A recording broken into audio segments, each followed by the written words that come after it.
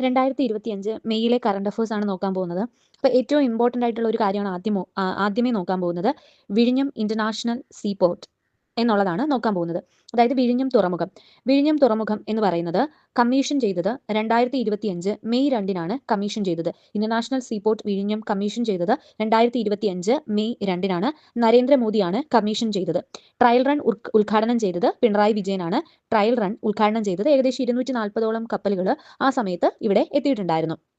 ഇനി ഈ പറയുന്ന വിഴിഞ്ഞം തുറമുഖത്തിന്റെ ഔദ്യോഗിക നാമം എന്ന് പറയുന്നത് വിഴിഞ്ഞം ഇന്റർനാഷണൽ സീപോർട്ട് തിരുവനന്തപുരം എന്നതാണ് ഔദ്യോഗിക നാമം എന്ന് പറയുന്നത്.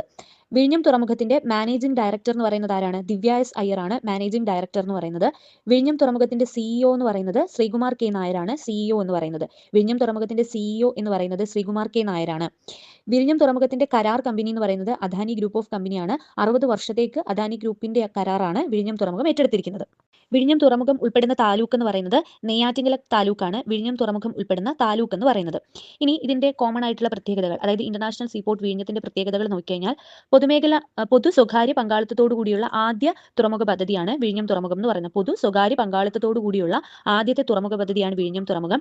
ഇന്ത്യയിലെ ഏറ്റവും ആഴമുള്ള കണ്ടെയ്നർ ട്രാൻസ്ഷിപ്മെന്റ് തുറമുഖമാണ് വിഴിഞ്ഞം തുറമുഖം. ഇന്ത്യയിലെ ഏറ്റവും ആഴമുള്ള കണ്ടെയ്നർ ട്രാൻസ്ഷിപ്മെന്റ് തുറമുഖമാണ്. ഇന്ത്യയിൽ രാജ്യാന്തര കപ്പൽ പാതയിൽ നിന്ന് ഏറ്റവും അടുത്തുള്ള തുറമുഖമാണ് വിഴിഞ്ഞം തുറമുഖം. ഇന്ത്യയിലെ തന്നെ രാജ്യാന്തര കപ്പൽ പാതയിൽ നിന്ന് ഏറ്റവും അടുത്തുള്ള തുറമുഖം ഏകദേശം 40 നോട്ടിക്കൽ മൈൽ ദൂരം മാത്രമേ ഉള്ളൂ.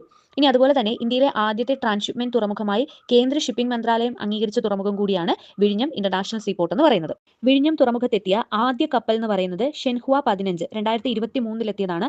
ആദ്യം എത്തിയ കപ്പൽ ഷെൻഹുവ 15 2023 വന്നതാണ്. 2024 ജൂണിൽ വിഴിഞ്ഞം തുറമുഖത്തെത്തിയ ഒരു നാവികസേനയുടെ കപ്പലുണ്ട്. അത് INS സത്ലജ് J-17 ആണ്. 2024 ജൂണിൽ വിഴിഞ്ഞം തുറമുഖത്തെത്തിയ നാവികസേനയുടെ കപ്പലാണ് INS സത്ലജ് J-17 എന്ന്